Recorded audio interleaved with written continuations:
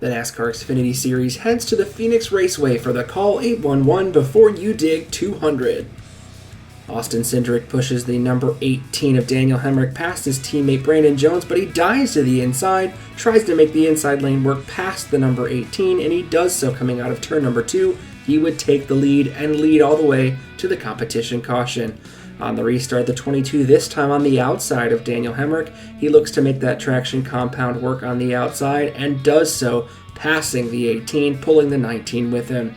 Austin Cindric would have fast speed all day long, and he would dominate stage number 1, earning the stage 1 victory. As Austin Cindric gets the stage 1 win, though, spin after the caution with Jesse Little losing brakes, trying to spin and slow the car, but he would go hard into the outside wall. The 78 would be done for the day. The number 18 of Daniel Hemric would be the first off pit road. He would choose the outside lane, hoping to get an advantage on his teammate, the 20 of Harrison Burton. They'd be side by side all the way around to the flag, but it looked like Hemric would get the leg up, but a spin out of turn number 4 by the 90 of Dexter Bean would cause a yellow. We see him here getting into turn 3 just a little too hot.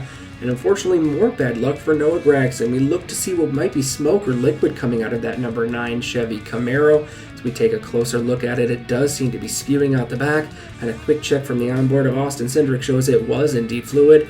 The number 9 would be losing an engine, unfortunately, a big fireball that would end Noah's day in Phoenix. We fast forward Daniel Hemric to the outside. He gets a good jump on the restart and would take the lead over the number 20, the number 7, as well as the colleague cars and Austin Cindric. Stage number 2, dominated by the number 18, would Hemric finally be able to break through and get his first win in the NASCAR National Series? We know he would get stage number 2, that would bank him at least one playoff point on the day. Fast forward to lap number 99, Justin Allgaier this time on the outside of Daniel Hemric. He gets a great run on the outside with help from Austin Cindric. The 7 and 22 would find their way around the number 18, and Justin Allgaier would be up front after this restart. Lap number 124, Tommy Joe Martins and his number 44 Chevrolet up into the wall, getting some damage there. That would bring out a yellow. On the pit stops, the number 10 and the number 18 were caught speeding, meaning Cindric and Ryan Sieg, who stay out, would be on the front row. But as we look later on in the lap, Ryan Sieg's nowhere to be found up front with Cindric. Take a look why. Josh Berry making some contact, sending the 39 into the wall. Ryan Sieg would lose a lot of time. Some more issues after the 18 speeding on pit road. Harrison Burton spins in turn number 2. We take another look, just gets loose underneath the number 11, cannot catch it, and does come around. However, Harrison would be able to continue in his number 20 Toyota Supra. Lap 138, here we take a look at the restart. Allgaier inside, Cindric to the outside. Austin looking to use that traction compound to his advantage, and he would take the lead, bringing the number 19 with him on the outside lane. Unfortunately, we would see a lot of spins on the day. Here's yet another one. Brett Moffitt off the nose of Jeremy Clements. The 0-2 would go for a spin, but Brett would regain control and continue. Restart on lap number 145. Justin Allgaier to the inside. Austin Cindric on the outside looking to use that traction compound. And Brandon Jones would come along with him close behind. And Brandon would look underneath Austin, take the lead briefly before the 22 took it back.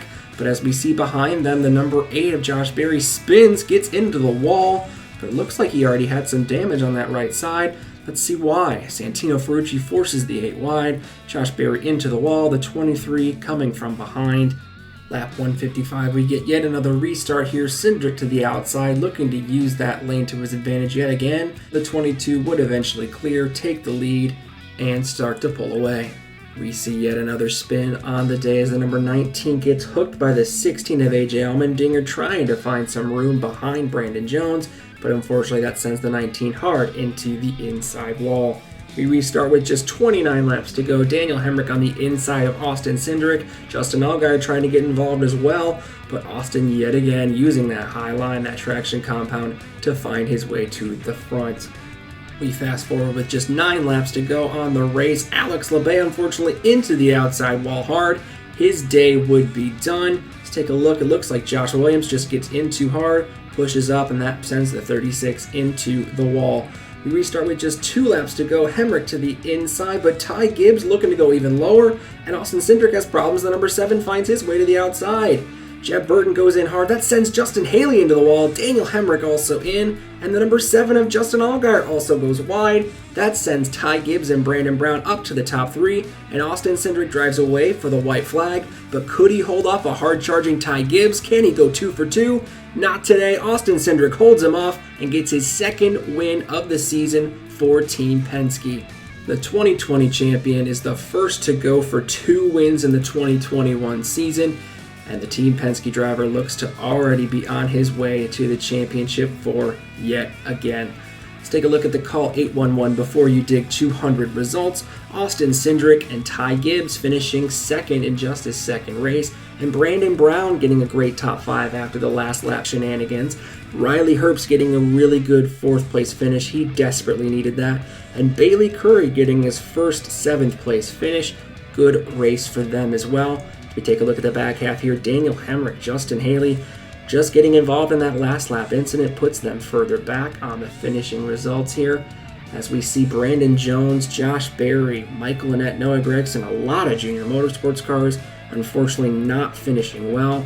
So Michael Annett and Noah Gragson would have some work to do along with Ryan Sieg to score more points. Again, 5 races in, this is showtime. What do you have on the track? Can you prove that you belong in that final 12? When we take a look at those current 12 drivers that would be in should the playoffs start today, Austin Cindric already with 14 playoff points. He's well on his way to compete there. AJ Allmendinger, Mike Snyder, the only other 2 locked in. Hemric, though, the top 1 without points, looking good in that JGR Toyota. And Riley Herbst now moving up into the top 12 along with Justin Allgaier. But we've still got Gragson and Annett outside just like Ryan Sieg, so we'll have to see how it goes in the next few weeks. Race number 6 on the season sees the series go to Atlanta Motor Speedway for the Echo Park 250. The race can be seen Saturday, March 20th on FS1 at 5 p.m. Be sure to like the video if you enjoyed it and comment down below which manufacturer you think will be victorious down in Atlanta. As always, subscribe to the Burnout Network for more great racing content. And until next time, burn it down.